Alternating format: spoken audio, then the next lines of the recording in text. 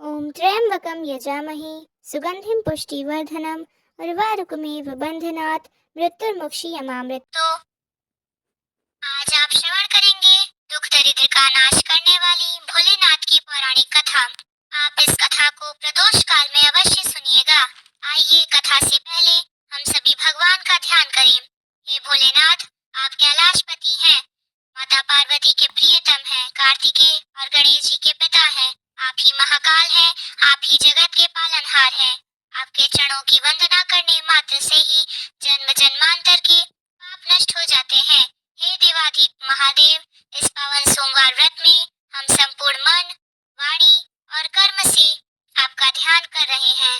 हम सभी पर अपनी कृपा दृष्टि बनाए रखें, हमारे जीवन से अज्ञान, अहंकार और पाप का नाश करें और हमें धर्म, अर्थ और काम और मोक्ष चारों ओर पुरुषार्थों की सिद्धि प्रदान करें।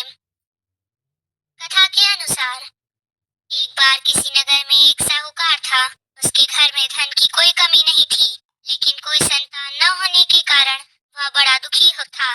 संतान प्राप्ति के लिए वह हर सोमवार को व्रत रखता था और पूरी श्रद्धा के साथ शिव मंदिर जाकर भगवान शिव और माता पार्वती की पूजा किया करता था। उसकी भक्ति देखकर एक दिन माँ पार्वती प्रसन्न होकर भगवान शिव से साहूकार की मनोकामना पूर्ण करने का निवेदन करती है। पार्वती जी के आग्रह पर भगवान शिव ने कहा, हे देवी, इस संसार में हर प्राणी को उसके कर्मों का फल मिलता है और जिसके भाग्य में जो हो उसे भोगना ही पड़ता है। लेकिन पार्वती जी ने साहूकार की भक्ति देखकर उसकी मनोकामना पूर्ण करने की इच्छा व्यक्त की। माता पार्वती के आग्रह पर भगवान शिव ने साहूकार को पुत्र प्राप्ति का वरदान तो दिया, लेकिन उन्होंने बताया कि यह बालक केवल 12 वर्ष तक ही जीवित रहेगा। माता पार्वती और भगवान शिव की इस संवाद को सुनकर साहूकार इसलिए उसे न तो इस बात की खुशी हुई और न ही इस बात का कोई दुख हुआ, बल्कि वह पहले की तरह ही शिव जी की पूजा करता रहा। कुछ समय के बाद साहूकार की पत्नी ने एक पुत्र को जन्म दिया। जब वह बालक 11 वर्ष का हुआ तो उसे पढ़ने के लिए काशी भेज दिया गया। साहूकार के पुत्र के मामा को बुलाकर उसे बहुत सारा धन देते हुए कहा कि तुम इस बालक को काशी विद्या पढ़ने के लिए लेकर जाओ। तुम लोग रास्ते में यज्ञ कराते जाना और ब्राह्मणों को भोजन दक्षिणा देते हुए जाना। दोनों मामा भांजे इसी तरह यज्ञ कराते और ब्राह्मणों को दान दक्षिणा देते काशी नगरी निकल पड़े। इस दौरान रात में एक नगर पड़ा जहाँ नगर के राजा की कन्या का विवाह था, लेकिन जिस राजकुमार के साथ उसका विवाह होने वाला था वह एक हाथ से काना था। राजकुमार के पिता ने अपने पुत्र के काना होने की बात को छुपाने के लिए सोचा, क्यों न उस साहूकार के पुत्र को दूल्हा बनाकर राजकुमारी से विवाह करा दूं और विवाह के बाद इसको धन देकर विदा कर दूंगा और राजकुमारी को अपने नगर ले आऊंगा। लड़के को दूल्हे के वस्त्र पहनाकर राजकुमारी से विवाह करा दिया गया। साहूकार का पुत्र ईमानदार था, उसे यह बात सही नहीं गई और इसलिए उसने अवसर पाकर राजकुमारी के दुपट्टे पर लिख दिया कि तुम्हारा विवाह तो मेरे साथ हुआ है, लेकिन जिस राजकुमार के संग तुम्हें भेजा जाएगा वह एक आंख से काना है। मैं तो काशी विद्या पढ़ने जा रहा हूँ। जब राजकुमारी ने चुन्नी पर लिखी बातें पढ़ी तो उसने अपने माता पिता को यह बात बताई। राजा ने अपनी पुत्री को विदा नहीं किया, फिर बारात वापस चली गई। दूसरी ओर साहूकार का पुत्र और उसका मामा काशी पहुंचे और वहां जाकर उन्होंने यज्ञ किया। जिस दिन साहूकार का पुत्र 12 वर्ष का हुआ उस दिन भी यज्ञ का आयोजन था। लड़के ने अपने मामा से कहा कि मेरी तबीयत कुछ ठीक नहीं है। मामा ने कहा कि तुम अंदर जाकर आराम कर लो। भगवान शिव के वरदान अनुसार कुछ ही देर में उस बालक के प्राण निकल गए। मृत भांजे को देखकर उसकी मामा ने विलाप करना शुरू कर दिया। संयोगवश उसी समय भगवान शिव और माता पार्वती उधर से जा रहे थे। पार्वती जी ने भोलेनाथ से कहा, हे स्वामी, मुझे इसके रोने का स्वर सहन नहीं हो रहा है।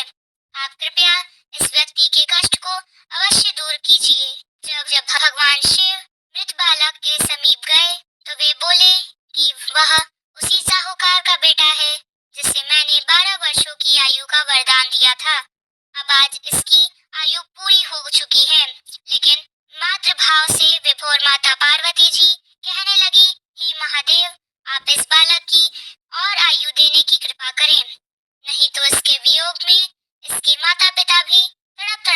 मर जाएंगे।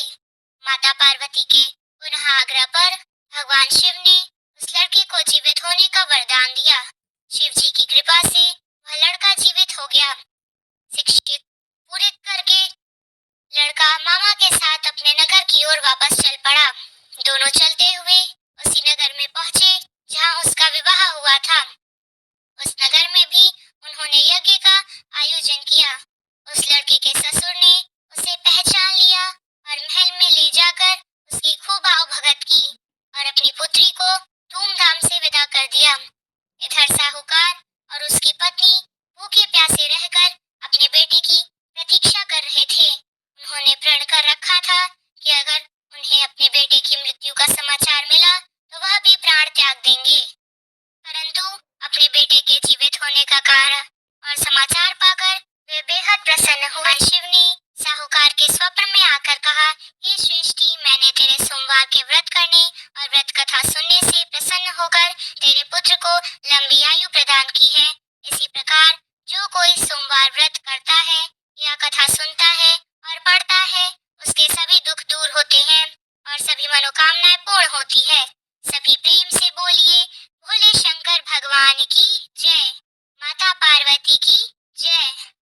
जिन्होंने श्रद्धा से सोमवार का व्रत किया, यह पावन कथा सुनी और भगवान शिव का पूजन किया, उनके जीवन से समस्त दुख, रोग, शोक और संकट दूर होते हैं। यह व्रत न केवल सांसारिक सुखों को प्रदान करता है, बल्कि भगवान शिव की अपार कृपा से आत्मिक शांति, मोक्ष और चीर सुख की प्राप्ति भी कराता है। अब आइए और सच्चे मन से भगवान से प्रार्थना करते हैं। हे नीलकंठ भगवान शिव, आप भोले हैं, दयालु हैं, आशुतोष हैं। हमने जो कुछ भी पूजा, व्रत और कथा श्रवण किया है, उसमें यदि कोई त्रुटि रह गई हो तो क्षमा करें। हमें अपने चरणों में अटल भक्ति और जीवन में सच्ची समझ प्रदान करें। हमारे जीवन से अज्ञान, अहंकार और अधर्म का नाश करें। शिव शिव कहकर हम जीवन की राह पर चलें, यही हमारा संकल्प है। ओम नमः शिवाय। एक गांव में एक गरीब ब्राह्मण अपनी पत्नी व अपने पुत्र के साथ रहा करता था। उसके पुत्र का नाम सोमदत्त था। वह गरीब बूढ़ा ब्राह्मण नित्य प्रति शिव जी को जल चढ़ाया करता था और उसकी पत्नी ब्राह्मणी को यह सब बिल्कुल भी पसंद नहीं था। दरअसल ब्राह्मणी पहले बहुत पूजा पाठ करती थी, व्रत उपवास सब कुछ करती थी। इतना कुछ करने के बाद भी उसकी गरीबी दूर नहीं हो रही थी। जब ब्राह्मण जवान था तो कहीं से कथा सुनाकर, पूजा पाठ करके दक्षिणा लाता, उसी से उसका गुजारा होता था। फिर भी ब्राह्मणी इस आस में पूजा पाठ करती थी, कभी न कभी उसकी गरीबी दूर होगी, किंतु उसके पूजा पाठ का कोई फल नहीं मिला। अब तो ब्राह्मण बूढ़ा हो गया था, उसमें इतनी शक्ति नहीं थी कि वह कहीं गांव-गांव में जाकर कथा कराए। वह बीमार रहने लगा। घर में कमाने वाला कोई भी नहीं था। ब्राह्मण का बेटा सोमदत्त गुरुकुल में पढ़ा करता था। अब ब्राह्मणी के घर में खाने के लाले पड़ गए तो वह गुस्से में पूजा पाठ करना छोड़ देती है और ब्राह्मण को भी पूजा पाठ करने से मना करने लगती है और कहती थी कि भोलेनाथ और अन्य देवी देवताओं का पूजा करते करते जवानी से बुढ़ापा आ गया, लेकिन भगवान ने हमारी गरीबी दूर नहीं की।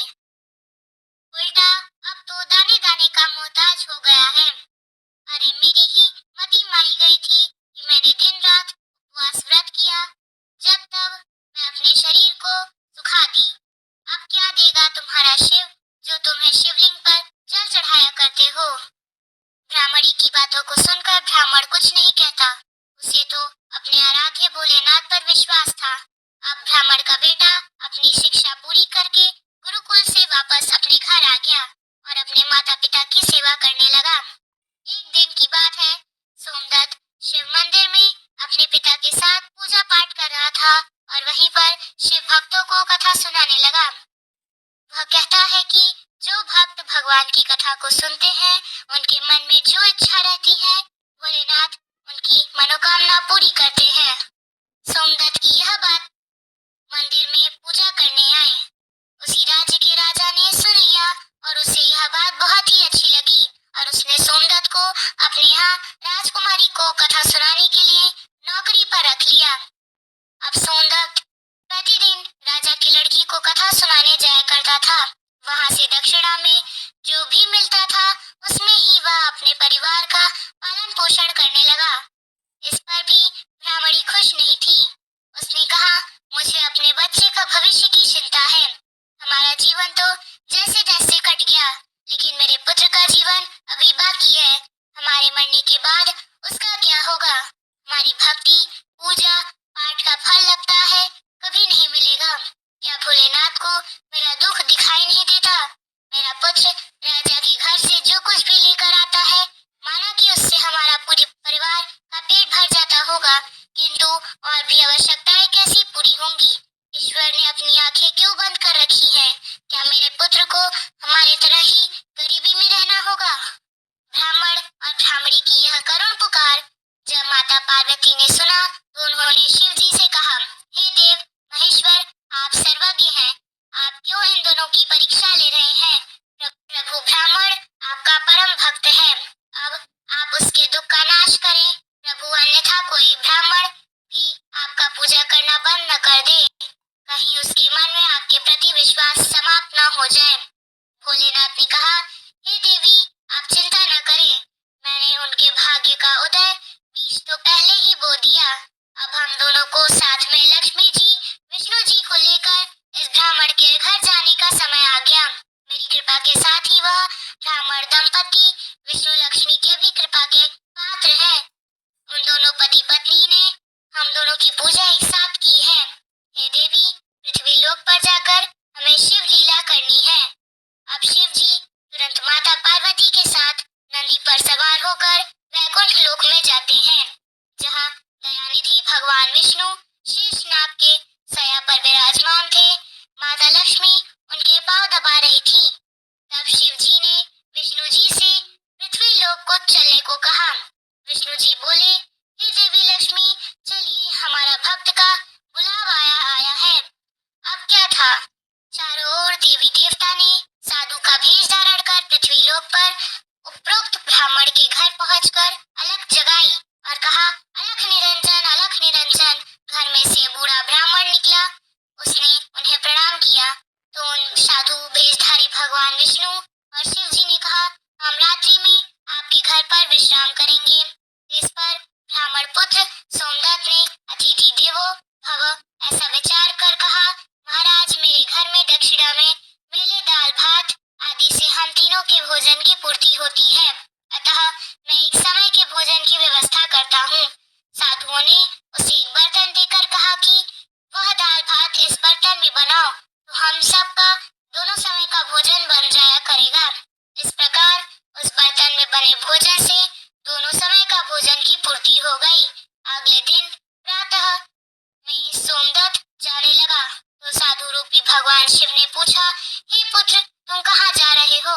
उसने कहा, हे साधु महाराज, मैं राजा की लड़की को कथा सुनाने जा रहा हूँ।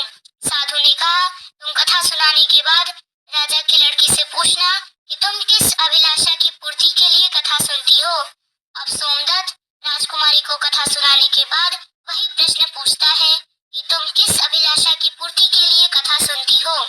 राजा की लड़की ने कहा कि मैं इस अभिलाषा से कथा सुनती हूँ कि मुझे ऐसा वर मिले जिसकी चर्चा सभी की जुबान पर हो, उसके माथे पर चांद और सूरज की रोशनी हो तथा वह भाग्य का ऐसा धनी हो कि उसके कर्मों में लक्ष्मी थिरकती हुई हो तथा ऐसी बारात हो जैसी किसी ने अब तक देखी न हो। अब वापस आकर सोमदत्त ने राजकुमारी की सारी बातें साधुओं को बताई। अब देखिए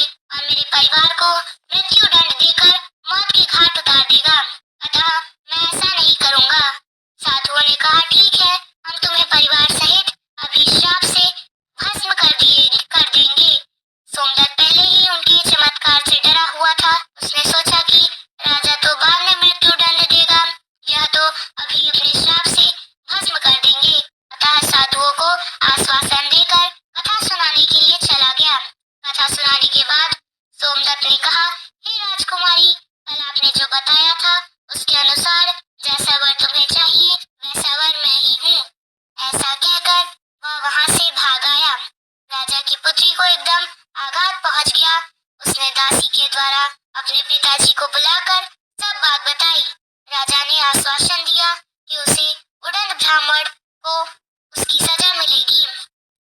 राजा ने तुरंत अपने मंत्रियों से विचार विमर्श किया। एक वरिष्ठ मंत्री ने कहा, महाराज, उसने अपराध तो फांसी दिए जाने वाला किया है, परंतु वह एक ब्राह्मण है। उसे फांसी देने पर एक ब्राह्मण हत्या का पाप लगेगा। कुछ ऐसा किया जाए कि वह दंडित भी हो जाए और ब्रह्म हत्या का पाप भी लगे।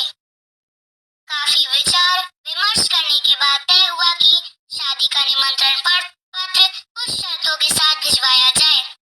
राजा ने शर्तों वाला निमंत्रण पत्र लिखवाकर अपने नौकर के हाथ सोमदत्त के पिता के पास भिजवा दिया।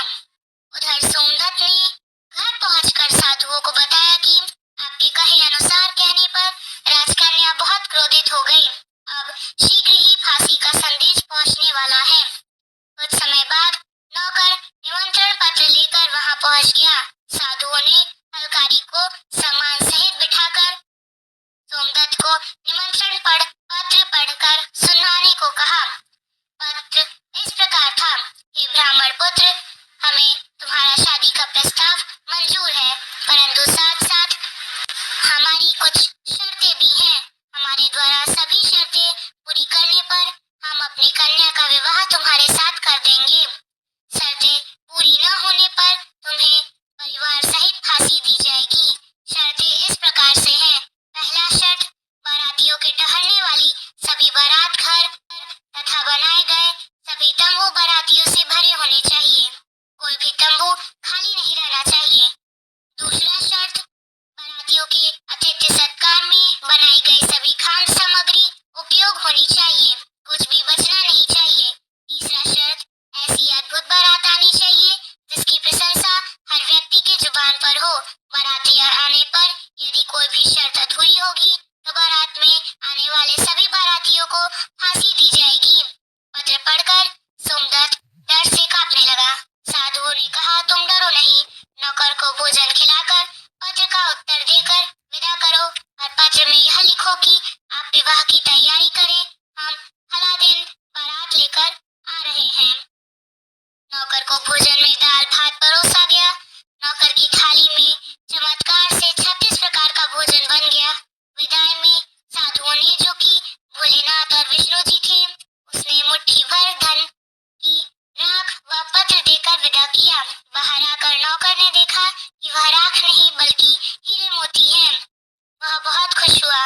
राजा ने सकारात्मक उत्तर प्राप्त होने पर विचार किया कि वह गरीब ब्राह्मण किसके भरोसे ऐसा कर रहा है। क्या कोई दुश्मन राजा उसका साथ दे रहा है? यही सोचकर राजा ने शहर के तमाम बारात घर सजवा दिए और अनेक तंबू लगवा दिए। राजा को विश्वास था कि अधिक आदमी न आने के कारण वह शर्त हार जाएगा। सोमदत्त अपनी बारात में चलने के लिए जिसे भी कहता वही उसे कहकर मना कर देता कि नहीं, तुम्हारा तो अंतिम समय आ गया है, हम बारात में तुम्हारे साथ मरने के लिए क्यों जाएं? ऐसी बात सुनकर वह बहुत ही परेशान था। शादी वाले दिन सोमदत्त को परेशान देखकर साधुओं ने कहा, पुत्र, आज तुम्हारा विवाह है और तुम परेशान हो रहे हो। तैयार होकर हमारे साथ चलो। तुम किसी बात की चिंता मत करो, हम तुम्हारे साथ हैं। सोमदत्त ने भाग्य में जो लिखा है वही होगा, यही सोचकर तैयार होकर साधुओं के साथ चल दिया। भगवान शिव जी ने इस बारात में चलने के लिए सभी देवताओं को मनुष्य के रूप में आमंत्रित कर दिया तथा भूत प्रेत व अनेक गणों को भी शादी में बुला लिया, जिसके कारण सभी बारात घर व लगाए गए सभी तंबू भर गए। इसके बाद कुछ बाराती बिना तंबू के रह गए। राजा के पास सूचना भिजवाई गई कि बारातियों के ठहरने का प्रबंध और कराया जाए। सूचना मिलने पर राजा ने विचार किया कि कहां से इतने बाराती आ गए, चलकर देखना चाहिए। राजा तुरंत वहां पहुंचा। राजा को आया देखकर शिव जी ने शुक्रवार शनि जी को बच्चे के रूप में बनाकर भूख के कारण रुला दिया। राजा ने दो बच्चों को रोते हुए देखकर पूछा कि यह दोनों बच्चे रो क्यों रहे हैं? साधु बने शिव जी ने कहा, इन्हें भूख लगी है राजन। राजा ने उन बच्चों को खाना खिलाने के लिए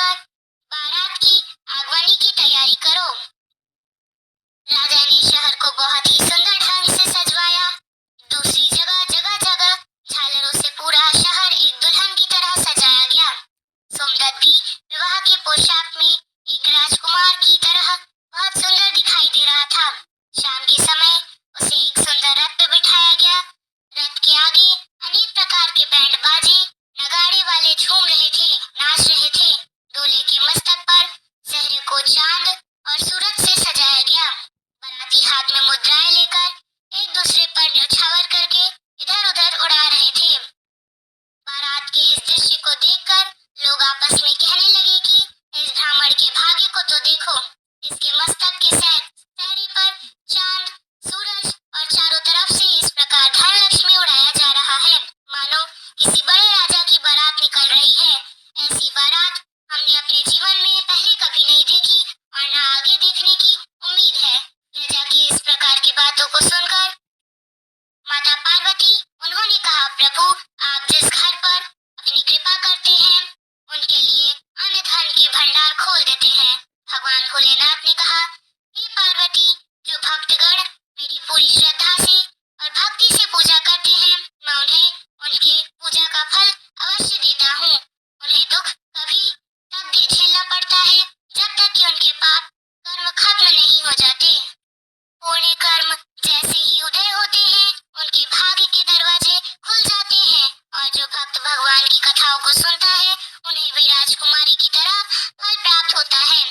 राजकुमारी ने प्रतिदिन भगवान की कथाएं सुनी। उसने मन में जो भी कामना थी उसे वह मिला। यह तो भोलेनाथ, विष्णु जी, लक्ष्मी जी की महिमा थी जिसके कारण ब्राह्मण धनी हो गया, उसका भी घर महल की तरह सुंदर हो गया, उसके घर में नौकर चाकर इत्यादि की कमी नहीं थी, अपार धन दौलत से भरा हुआ था। और ब्राह्मणी ने भी फिर से भगवान की पूजा अर्चना करनी शुरू कर दी। शिव चालीसा पाठ और आरती। जय गणेश गिरिजा सुवन, मंगल मूल सुजान, कहत अयोध्या दास तुम, देहु अभय वरदान। जय गिरिजापति दीन दयाला, सदा करत संतन प्रतिपाला, भाल चंद्रमा सोहत नीके, कानन कुंडल नाग फनीके, अंग गौर शिर गंग बहाए, मुंड माल तन छार लगाए, वस्त्र खाल बांगंबर सोहे, छवि को देखी नाग मन मोहे, मैना मातु की हवे दुलारी, बाम अंग सोहत छवि न्यारी, कर त्रिशूल सोहत छवि बारी, करत सदा शत्रुन क्षयकारी, नंदी गणेश सोहे तहि कैसे, सागर मध्य कमल है जैसे, कार्तिक श्याम और गणराओ, या छवि को कही जात न काओ, देव जब ही जाय पुकारा, तब ही दुख प्रभु आप निवारा, किया उपद्रव तारक भारी, देवन सब मिली तुम ही जुहारी, तुरत षडानन आप पठाओ, लवनी में महामारी गिराओ, आप जलंधर असुर संहारा, सो यश तुम्हार विदित संसारा, त्रिपुरासुर सन युद्ध मचाई, सब ही कृपा कर लीन बचाई, किया तपहि भागीरथ भारी, पूर प्रतिज्ञाता सुपुरारी, दानिन मह तुम सम कहु नाही, सेवक स्तुति करत संदाही, वेद नाम महिमा तब गाई, अखत अनादि भेद नहीं पाई, प्रकटि उधति मंथन में ज्वाला, जरत सुरासुर भय विहाला, कीनी दया तह करी सहाई, नीलकंठ जब नाम कहाई, पूजन रामचंद्र जब कीन्हा, जीत के लंक विभीषण दीना, सहस कमल में रहे धारी, कीन्ह परीक्षा तब ही तुम्हारी, एक कमल प्रभु रखे उजोई, कमल नयन पूजन चह सोई, कठिन भक्ति देखी प्रभु शंकर, भय प्रसन्न दिए इच्छित वर, जय जय